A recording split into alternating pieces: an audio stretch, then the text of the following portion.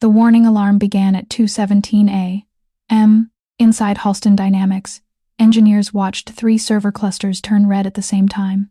Outside the glass headquarters, a pregnant woman slept beneath the loading dock awning. Her name was Nia Carter. She was 31, 7 months pregnant, and homeless after losing her apartment during a medical leave dispute.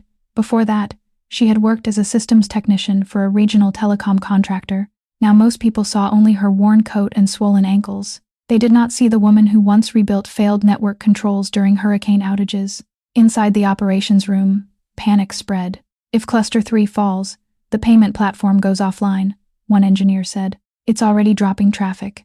Failover is not responding. The company processed financial transactions for hospitals, transit systems, and emergency suppliers across the country. A full outage could cost millions within minutes.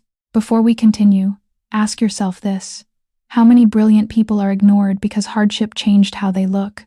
Evan Halston stood behind the engineers. He was 42 and the billionaire founder of Halston Dynamics. His company had grown from a garage startup into one of America's largest infrastructure technology firms. Tonight, none of that mattered. Switch to the secondary architecture, Evan ordered. We tried, said Chief Technology Officer Marcus Vane.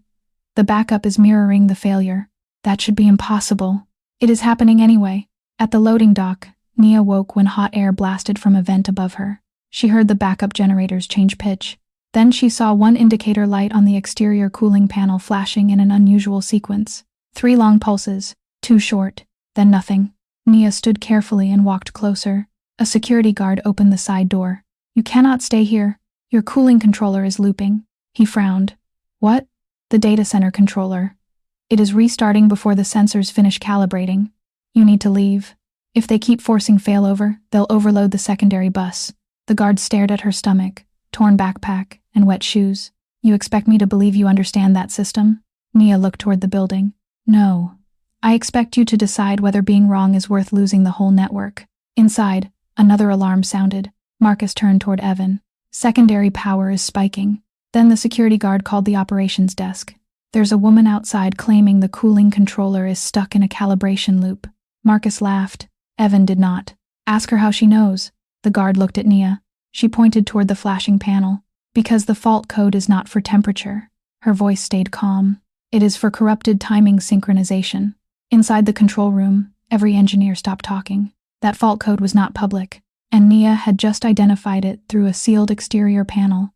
Evan walked toward the loading dock with Marcus and 2 security officers behind him. Nia stood beside the exterior cooling panel, one hand resting against her lower back. Rain had darkened the shoulders of her coat. Marcus looked at her once and frowned. You identified a proprietary fault code from outside the building? I identified the pulse pattern. That sequence is not listed publicly. I used to service Halston-compatible control systems. Marcus glanced at Evan. Used to, Nia answered before Evan could. Until my contractor cut medical leave and replaced my position. Another alarm sounded inside. Evan opened the side door. Come with us. One security officer stepped forward. Sir, she has not been cleared. Evan looked at the flashing panel. Neither has the failure. Nia followed them into the operations room. Engineers turned when they saw her worn clothes and heavily pregnant stomach. One whispered something to another. Nia heard it. She ignored him. Marcus pointed toward the main display. The timing server is stable. The corruption appears only during failover. No, Nia said. That is where you notice it. Marcus crossed his arms. And where does it begin? The cooling sensors. Several engineers exchanged looks. Evan stepped closer. Explain. Nia studied the diagrams. The temperature controllers use the same synchronization channel as the power balancing system. That channel is isolated, Marcus said. It was supposed to be. She pointed toward a traffic graph. Every time the cooling controller restarts, it sends an outdated timestamp. The secondary bus accepts it as current data. Marcus shook his head. That would require a firmware conflict. Nia looked at him, then checked the firmware versions. An engineer pulled up the records. 3 controllers had been updated the previous week. 1 had not. The room went silent. Marcus moved toward the keyboard. We can update it now. No, Nia said sharply. He stopped. If you update during active overload, the controller may restart all cooling zones together. What do you recommend? Isolate the old controller. Route its sensors manually. Then resynchronize the power bus before restarting failover. Marcus looked at Evan. That will take at least 30 minutes. Nia pointed toward the rising power load. You have 12. Evan turned to the engineering team. Do it her way. Marcus hesitated. We are taking instructions from someone who walked in off the street. Nia looked directly at him. You are losing time because you are still deciding what I look like. That ended the argument. Engineers isolated the controller. The power spike slowed. Then Cluster 3 stabilized. For one brief second, relief moved through the room. Another screen flashed red. An unauthorized process had entered the network during the failure. Someone had used the technical crisis as cover, and the intrusion had come from an executive account. The unauthorized process copied data from 3 protected directories: customer contracts, hospital payment records, emergency supply accounts. Evan looked at Marcus, whose credentials opened the connection. Marcus checked the access log. His face changed. Mine. Nia watched the screen. Did you sign in from another device? No. Did anyone borrow your security key? No. Evan stepped closer. Then someone cloned his credentials. Marcus shook his head. That key uses rotating encryption. Nia pointed toward the timeline. The intrusion started 20 seconds after the first controller failed. So? Marcus asked. So, whoever did this knew exactly when your security team would focus on the outage. The room became quiet again. Evan turned to the network engineers. Can you stop the transfer? We can shut down external access, one engineer said. But hospitals may lose payment authorization. How much data is already gone? Almost 40%. Nia studied the route map. Do not shut everything down. Marcus looked at her. You solved the cooling problem. This is cybersecurity. It is also traffic behavior. She pointed toward a narrow connection leaving the main network. The thief is hiding stolen files inside diagnostic packets. One engineer enlarged the data stream. She's right. Marcus moved beside him. That channel only connects to authorized maintenance vendors. Nia followed the destination address. Which vendor received the controller update last week? Marcus did not answer. Evan looked at him. Which company?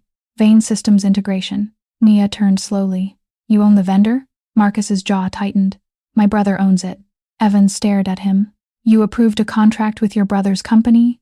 It was disclosed. Not to me. Marcus raised his voice. The board approved the vendor list. Nia ignored the argument and watched the transfer percentage climb. 51%. We can fight about that later, she said. Right now, the process expects a response packet every 4 seconds. An engineer nodded. If the response stops, it changes routes. Then send a false confirmation. Marcus frowned. That could expose the internal network. Not if you mirror an empty directory and slow the packet timing. Evan looked at the lead engineer. Can you do it? Yes, but whoever is outside may realize we found them. That is better than losing the files. Nia guided the team through the packet mirror. The transfer slowed, then stopped at 58%. Security isolated the stolen data before it left the vendor channel. Evan looked toward Marcus. Disable every Vein Systems connection. Marcus stepped back. You cannot shut down an approved partner based on speculation. Nia pointed toward the final access record. The cloned credential had not come from Marcus's office. It came from a private server registered to his brother, and the server was still connected. Evan ordered the security team to isolate the private server. Marcus stepped between them and the console. You cannot seize my brother's system without legal authorization. We are not seizing it, Evan said. We are cutting its access to my company. Marcus looked toward the boardroom cameras. You are making a serious accusation based on incomplete logs.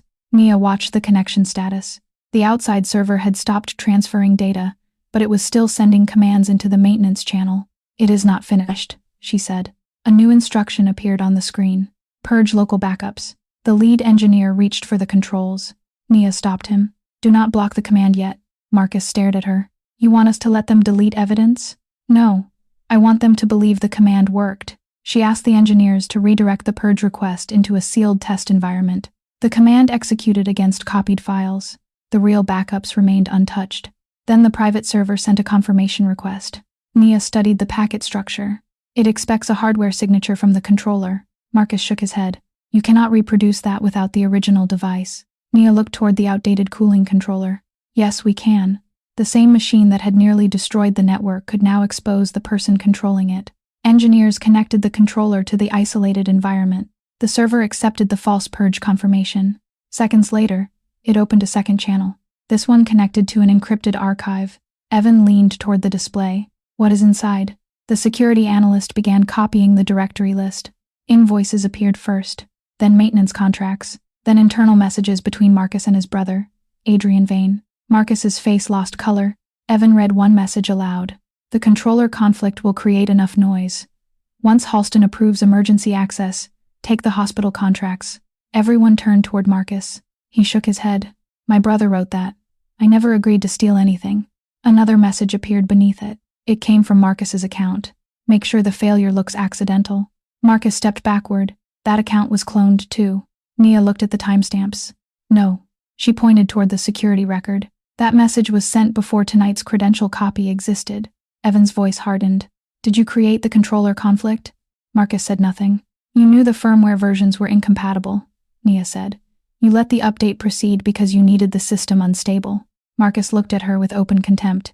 You walked in from the street and think you understand this company? Nia rested one hand against her stomach. I understand the part where people with titles assume nobody beneath them can see what they are doing. Security officers moved toward Marcus.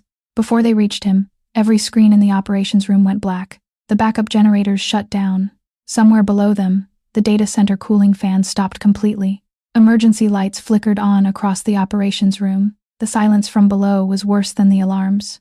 Without cooling, the server hall could overheat within minutes. Evan turned toward Marcus. What did you shut down? Marcus looked genuinely shocked. I did not do this. Nia watched the dark monitoring screens. He may be telling the truth. One engineer checked the backup control panel.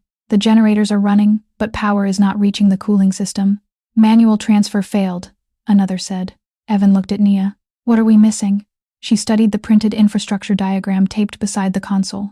The cooling fans and server racks are not on the same emergency circuit. Marcus shook his head.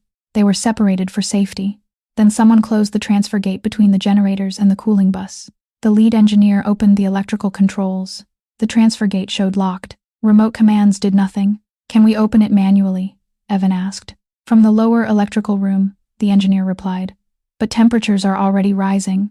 The security team restrained Marcus and removed his access key. Nia picked up a flashlight. I can reset it. Evan stepped in front of her. You are 7 months pregnant, and your engineers do not know that controller layout. I will not send you into a dangerous room. Nia met his eyes.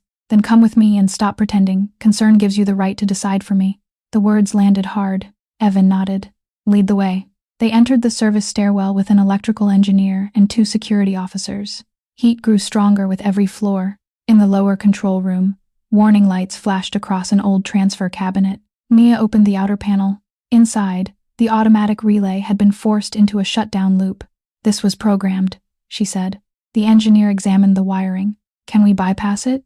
Yes, but not by jumping the main contacts. That could send unstable voltage into every server rack. Evan watched the temperature display climb. 103 degrees. Nia traced the control wires carefully. Disconnect the remote relay.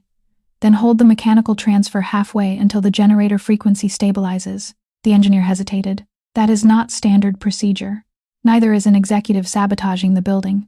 Together, they isolated the remote circuit. Nia gripped the manual lever with both hands. Pain tightened across her abdomen. She stopped breathing for a moment. Evan noticed. Nia? I'm fine. You're not. It's a contraction. It passed. Another warning alarm sounded. 107 degrees. Nia pulled the lever. The cabinet shook violently. Then the cooling fans roared back to life beneath them. Power stabilized. Upstairs, the server temperatures began falling. But when they returned to the operations room, security had discovered something worse. Marcus's brother had not acted alone. The stolen hospital contracts had already been sold to a competitor, and the buyer's payment came from an account controlled by a member of Halston Dynamics board. Nia's chair scraped across the floor as another contraction tightened through her body. Evan moved toward her, then stopped before touching her. May the medical team come in? Nia nodded once. The waiting nurses entered with a wheelchair and portable monitor. One nurse checked her quickly. You are in active labor. Nia looked toward the operation screens. The data breach will continue without you, Evan said. She gave him a hard look. That sounded like an order. He corrected himself immediately. The team can continue without you. You decide what happens next. Nia breathed through another contraction. Send copies of every log to federal investigators, the hospitals, and outside counsel. No internal edits. The lead analyst nodded. Already happening. Only then did Nia allow the nurses to move her. Evan followed them to the elevator. She noticed. You have a company collapsing upstairs. I also have a woman in labor because she stayed to save it. That does not make you responsible for my child. No, he said. It makes me responsible for not abandoning someone after benefiting from her work. Nia studied him for a moment. Then call the city hospital. Do not arrange a private suite. Evan understood the boundary. No special treatment. At the hospital, doctors confirmed the baby was early but stable. Nia was admitted under her own name. Halston Dynamics was not listed anywhere on her chart. Back at headquarters, federal agents arrived before dawn. Marcus agreed to cooperate in exchange for consideration, but his evidence exposed Charles completely. Charles had planned to weaken Halston Dynamics, steal its largest contracts, and force a sale to a competitor. The cooling failure was meant to destroy backup records. Instead, Nia had preserved them. By sunrise, Charles was arrested at a private airport. The board suspended him and Marcus. Adrian Vane was detained hours later. Evan publicly disclosed the breach and accepted executive responsibility. He did not mention Nia's pregnancy. He did not call her homeless. He did not use her name without permission. 3 days later, Nia gave birth to a healthy daughter. A hospital social worker helped her enter temporary family housing through an existing city program. Evan did not interfere. He sent no apartment, no check, and no press team. Instead, he ordered an independent review of every contractor dismissal connected to medical leave. The first file returned belonged to Nia. Her former employer had terminated her illegally, and Halston Dynamics had known about the complaint for 8 months. Evan read Nia's employment complaint inside the temporary board office. She had filed it after her telecom contractor ended her medical leave and eliminated her position. The contractor claimed restructuring. Internal emails showed something else. A Halston procurement manager had warned the contractor that Nia was too persistent about technical defects. Weeks later, her assignment disappeared. Halston Dynamics had received the complaint through its vendor ethics portal. Nobody investigated it. The file was marked low priority and closed. Evan looked at the compliance director, who decided pregnancy discrimination was low priority. The director avoided his eyes. The complaint came from a contractor, not an employee. She maintained systems carrying our name. She was not on Halston payroll. That distinction protected us, not her. Evan ordered an independent review of every contractor complaint from the previous 3 years. The board objected immediately. One director warned that thousands of claims could reopen. Then thousands of claims deserve to be examined, Evan said. At the hospital, Nia held her daughter against her chest while a legal advocate explained the findings. Halston wants to restore your lost wages, the advocate said. Nia looked toward the window. Halston or Evan? A neutral compensation process funded by the company. Will other workers receive the same review? Yes. Then I will submit my evidence through that process. She refused any private settlement. 2 weeks later, Nia attended the first public accountability hearing by video from temporary family housing. She wore no company badge. Her daughter slept nearby. Evan sat before employees, hospital clients, regulators, and independent investigators. Nia spoke calmly. The night I entered Halston Dynamics, people treated me as a security problem before hearing what I knew. Nobody interrupted. My homelessness did not erase my training. My pregnancy did not make me fragile. And solving one crisis does not mean I owe this company gratitude. Evan lowered his eyes. Nia continued. Halston did not create my ability. It almost helped bury it. The review found 47 contractor complaints closed without investigation. Some involved unpaid wages. Others involved medical leave, retaliation, and ignored safety warnings. The board approved permanent contractor representation on the ethics committee. Outside administrators gained authority to reopen complaints without executive permission. Evan remained chief executive, but he lost unilateral control over vendor compliance. After the hearing, he called Nia through the approved legal channel. I am sorry your complaint disappeared inside my company. Nia looked at him through the screen. Sorry is where accountability begins. I know. No, she said. You are beginning to know. 6 weeks later, Halston Dynamics reopened its contractor ethics process. Every complaint received a tracking number, an outside reviewer, and a deadline the company could not quietly extend. Nia's case was the first resolved. The independent panel found that her termination violated medical leave protections and followed repeated retaliation for reporting technical defects. Her former contractor was ordered to restore lost wages, benefits, and professional references. Nia accepted the ruling. She refused the executive position Evan's board offered afterward. I do not want a title created because the company feels embarrassed, she said during a public review meeting. Evan sat across from her. What would you accept? A fair application process. For which role? Systems reliability engineer. One board member looked surprised. That position normally requires recent corporate experience. Nia opened her old service records. I kept regional networks operating through 2 hurricanes. I identified your controller failure from a loading dock. The room went silent. Evan did not intervene. The independent hiring panel reviewed her qualifications alongside every other applicant. 2 weeks later, Nia earned the position, not because she had saved the company, because she was qualified. Her flexible schedule and childcare support came from new policies available to every parent in the division. On her first day, Nia entered through the front doors carrying her employee badge. Nobody asked security to follow her. Marcus, Adrian, and Charles were awaiting trial. Hospital clients remained with Halston after receiving full access to the breach investigation. The company had survived, but under independent oversight and employee representation. That evening, Evan found Nia reviewing server logs in the operations room. "I wanted to thank you," he said. "For what?" "For forcing this company to hear what it ignored." Nia closed the file. "I did not force anything. I solved a technical problem. People finally chose to listen." "You are right." She studied him. "You say that more often now." "I have more evidence." Nia almost smiled. Evan asked whether she would join him for coffee after work. "This is not an executive meeting," he added. "No special treatment?" "None. 1 coffee," she said. "And my daughter comes first." She should. For the first time, Evan was not offering rescue. He was asking permission to know the woman his company had once refused to see. 3 months later, Nia finished her shift as the evening systems team signed off.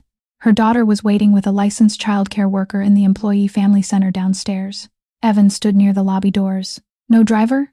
Nia asked. "No. No private dining room? Just coffee across the street." She looked at him carefully. "You understand this is not repayment." "Yes. And saving your company did not make me responsible for fixing you." "I know." They crossed the street together. At the cafe, Nia chose the table. She ordered first and paid for her own drink. Evan did not object. "I spent years believing successful systems were the ones that never failed," he said. Nia shook her head. "Good systems reveal failure before people get hurt. And good leaders? They listen before the crisis." Evan nodded. They made no promises about romance or forever. Nia had a daughter, a new career, and a life she was rebuilding on her own terms. Evan had a company that would never again depend on one powerful person seeing everything. When they left, he asked whether they could meet again. Nia smiled slightly. "One honest conversation at a time. Do you believe Evan earned that chance? Share your thoughts, and stay with us for more heartfelt stories."